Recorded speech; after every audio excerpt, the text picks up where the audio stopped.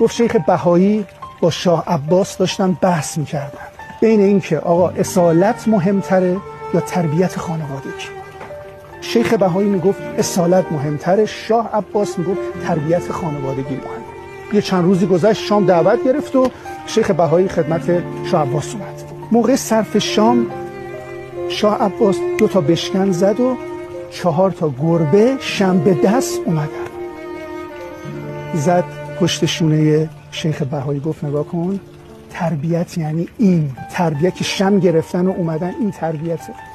گفت جناب مطمئنی که هر شب اینا کارشون اینجوری میتونه باشه؟ یعنی من اگه فردا شبم بیام همین داستانه؟ گفت تو 100 شبم بیای اینا شم به دست میاد. گفت باش. فردا شب اومد و موقع صرف شام 2 تا بشکن زد، گربه ها اومدن. اینم یه کیسه‌ای باهاش بود، کیسه رو باز کرد، 4 تا موش رو ول کرد. گربه ها شم و رها کردن، رفتن سراغ موش.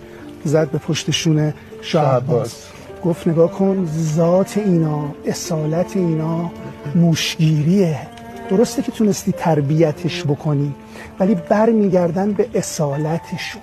این اصالت خیلی مهمتره. میگه نه شیر شتر ماست میشه، نه چوب کج صاف میشه و نه ذات خراب درست میشه. آنکه